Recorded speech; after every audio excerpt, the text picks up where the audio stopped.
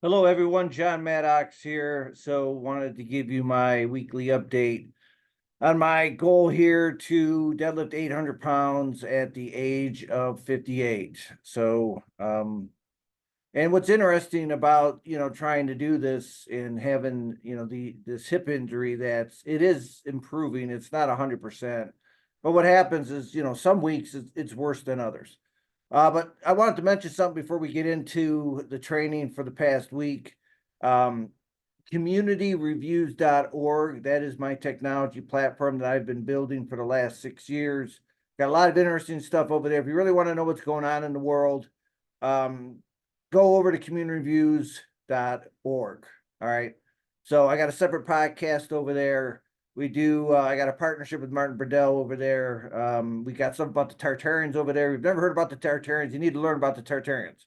All right. So when people make reference to, Rome wasn't built in a day, what they really meant to say was that the Tartaria was not built in a day. Let me just put it that way. All right. So, we just wrapped up, the previous week was off. So this is my first week back. And so pretty much what I've been into now is training 3 weeks on, and then I just been having 1 week off. So my injury is at least good enough that I can train and I can push my lower back because that's what was, where I had to shut everything down in October of 22 is that after my injury, that I had, and it damaged my hip. It actually knocked my hip out, knocked my sacrum out. It was causing my sciatic to go crazy. And I finally had to just stop, get MRIs, try to figure out what was going on. And then the MRI didn't really get the full story. It said that my sacrum was out, but it didn't say that my hip was out. So I didn't find out that that's what's crazy about some of this stuff, right? Because it's not like they're cutting me open and taking a look at me. These MRIs aren't perfect. Um, so I want to give a highlight out to my daughter. All right. So my daughter is 14. She's going to be 15 here in June. So she started doing the powerlifting movements when she decided to join Groves High School's powerlifting team. And when she did that, she was the first female ever to join the Groves powerlifting team, first of all. So, and then number two, she's been getting pretty strong. All right. So, a year ago, September is when I had her just starting to do stuff at the house. I put together a little gym for her. Then I had to keep adding stuff. I had to go, I initially was all dumbbells. And then started getting too strong for the dumbbells. So I had to get more dumbbells, right? They had to get bigger. And then I had to get myself a squat rack. I had to get myself a barbell. And she just keeps improving. So pretty much for the first year, and then she took the previous summer off. She was just doing basic things, box squats, stiff-legged deadlifts, mainly dumbbell benches, one-arm rows. I just had her doing basics just to make sure she was balanced, right? That's one of the great things about using dumbbells. But she's also on my system right now, which is 3 weeks on, 1 week off, because your body needs a break. When I hear stuff like Mike Gibsontel out there saying, "Yeah, you got to do 35 sets, or you got to do this," and I'm like, I think this guy's needs to specify why and who, and like I hear him talk about you got to train 6 days a week, and I'm like, why? If you can do it in 2 days a week, why do you have to do it 6 days a week? That I don't understand. I don't know if people just don't have lives and they got nothing else to do. Between taking care of my daughter, right, between trying to run businesses, and then trying to sneak in and train. I can't be in a gym 6 days a week. I would not be able to get anything done. So, but my daughter box squatted 200 pounds. So understand, she didn't even do a regular full squat other than a box squat until roughly about September of last year, 2023. So, and then, she didn't deadlift off the floor until September of 2023. And she did her first meet in December. And these high school meets are run so well. I mean, I am very impressed. The most impressive meet I ever saw, they had 12 platforms going on at one time.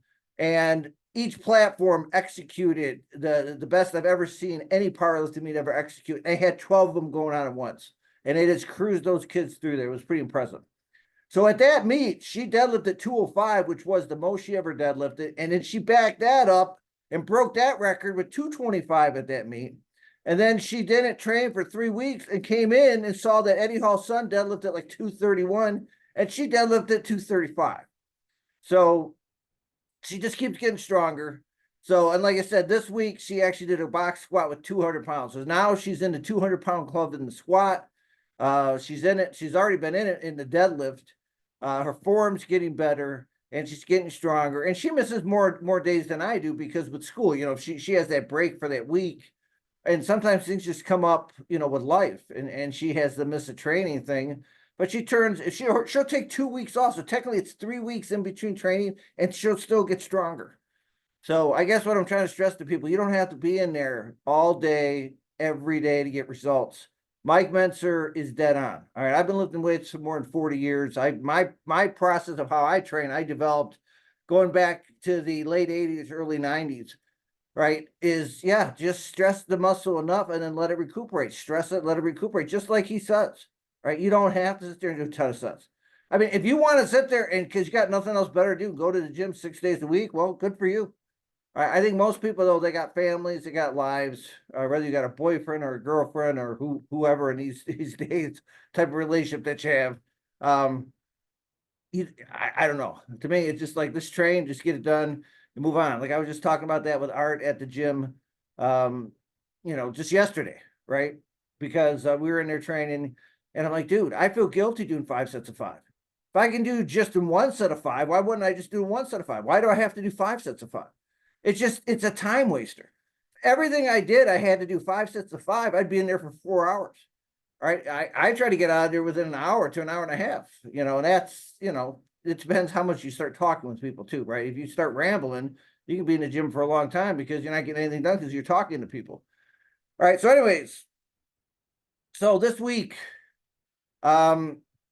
so usually my first week back, sometimes things set back a little bit and sometimes things would jump forward. So on my squat, my squat felt a little weird. I still blew 640 out of the hole, but I still can't lock it out. So, but on my first week back, I don't really expect it. So, because you don't know where you're going to be. So more going to be interested to see how week number 2 and week number 3 goes with my squat. I got to squat 640 or any freaking day. What I may do here on Tuesday is actually just drop it to 635 to see if I can just knock that out, because that's the record, because my record is 630. So even 635 is a record. So I may try that. But in my deadlift this week, my deadlift was actually pretty good. So after I do my squats and then I go and do my lockouts, right, which is roughly a tad above mid shin. And so but because of squatting, right, you got to move up plate till you get to your max squat. Like I went up to 640, for example. And then on the deadlift, you got to do the same thing. You still got to start with one plate and work your way yourself all the way up, because your arms aren't used to hanging on to the weight that you just squatted. So you can't force, your elbows and your joints and just go to 640 pounds and move up from there. So you do have to warm the arms up as well in that hanging position on the deadlift. So I went to 1 plates, 2 plates, 3 plates, 4 plates, 5 plates, 6 plates, 7 plates, which is 675. And I did those with extreme ease. So I go to Art, I'm like, so what do you think I should do? Should I just try for 815? Right. So this would be the most I've ever done a lockout with. And he's like, yeah. Or should I do let me say this. Should I do 765 for triple? He said, just go for the 815. So I loaded up the 815. And what I did though, is I let my hips come up, right? And as soon as you let your hips come up in the deadlift, you're done. Because unless you got an extremely strong lower back where you can correct yourself. So I did move it, right? It came up a little bit on one side. It kind of frustrated me. So when I do my lockouts, we have these higher platforms, and then we got these wood. So we got these steel platforms, right, that you can actually put the weights in. They're C-channel so that the weights can't fall off these platforms. And then we have wooden platforms to elevate the lifter. All right. So that way, it's like in a rack, we have to adjust the pin height. We adjust the floor height by using these wooden platforms.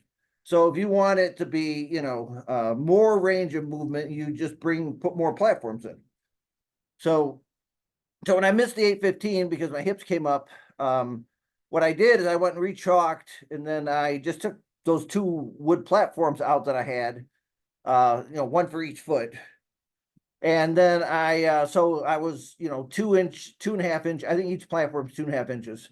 So that way I had, it's a little easier because the lift is actually 2.5 inches less than what I initially tried. And I did lock and still below the knee, just not as low as I had it. And I did lock it out then because I was able to keep my hips in the right position. So I still held on to 815, still locked it out, still did it from below the knee, just not in the position where I would like it. I still wanted the confidence of being able to say I did, pull 815 and hold it. So even though I missed it the first time, I pulled those 2.5 inch wood platforms out, and I actually did do it, and I did do it from below the knee. And then I went into shrugs, and then 765 or triple, what I normally do, and then I usually put 855 on and just hold it, right? Even though I'm only moving it for like a fraction of an inch, it's my body holds the weight, which I can very easily just pick it up now and just hold it and then just set it back down into the pins. But I do that just so my core is strong. My body's used to handling the weight. That's why I like to do the heavy shrugs too. So this whole upper part of my body is conditioned that it can do over 800 pounds. So now it's just like I said, I still got to work at getting the squat done. So in regards to my upper body training, I'm now, since we've now wrapping the bench with with some material that allows me to stick to the bench where I'm not sliding up the bench. My bench has been much stronger, so I have a much better position. And so right now I'm just stopping at 295 for my regular bench, and I'm moving it very easy. I mean, I could do reps with it if I wanted to. And then I upped my board press. I think last time I did 345. I went up to 355, blew it up easy, and then I went up to 405 in the board press. Took it down, right? So Art always spots me out, and then Art helped me to lock it out, get it all the way up. So, but he said I had a pretty good, I did most of it, so which is good. So I'm trying to get used to handling over 400 now in the board press. Now that I can stick to the actual bench and I'm not sliding, getting in a very bad position, I got much better leverage than I had before.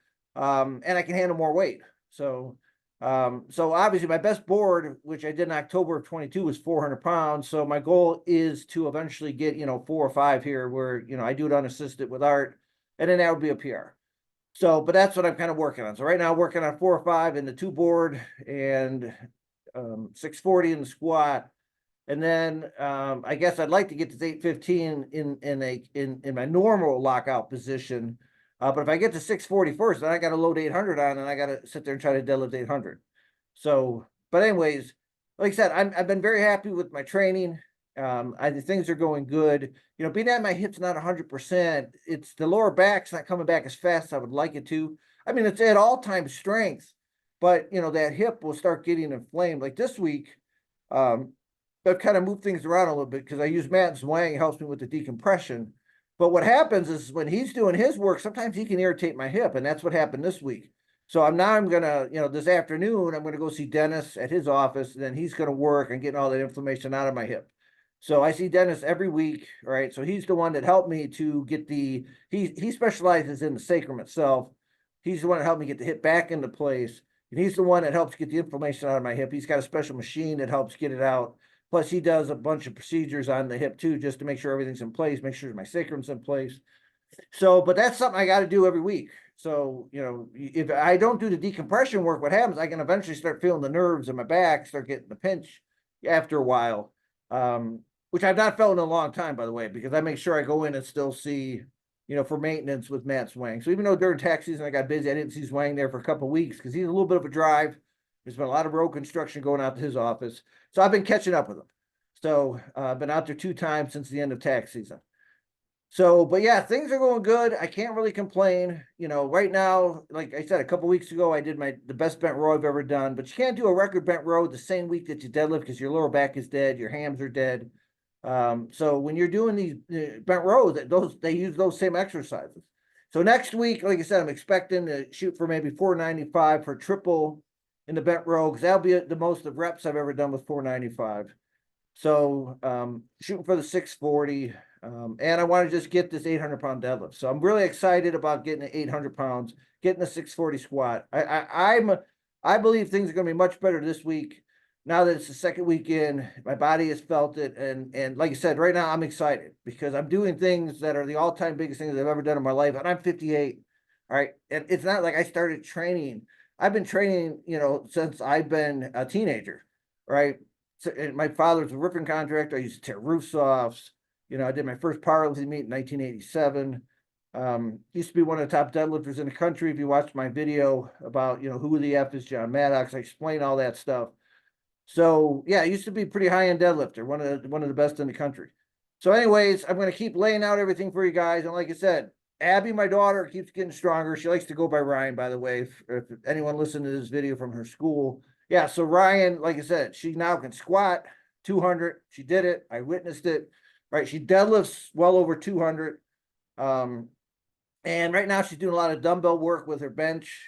And we're eventually going to get back into working with the barbell on her. But yeah, she's doing very well, very happy, and she's doing the same thing I am. 3 weeks on, 1 week off. All right. At the meet that she did in December, she squatted 145 and she's now up to 200. That's a 33% increase. All right. So I want to stress to people. All right. Not only is it working for me, it's worked for my daughter. Anyone who's ever done it, the guys I used to train with back in the 90s, like Craig Terry and our crew, they all got stronger doing it. All right.